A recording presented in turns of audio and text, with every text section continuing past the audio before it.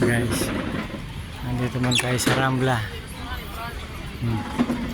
Gabi na po dito pero dahil pa rin mga turista guys. Oh. Yan.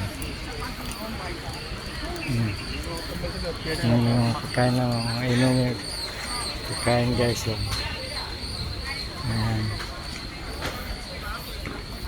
Yan guys.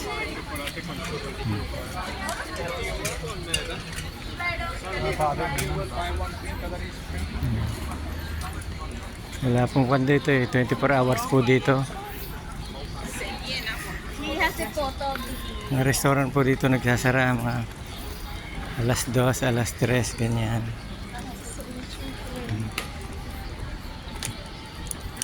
Ganyan po. Alas 11 na rito. Napakaraming pa pong tao.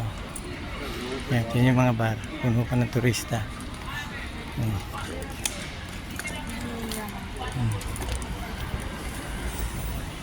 Guys.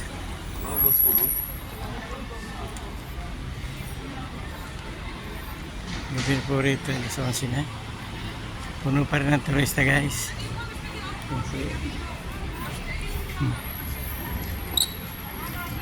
Guys, lalakad po tayo dito. Guys,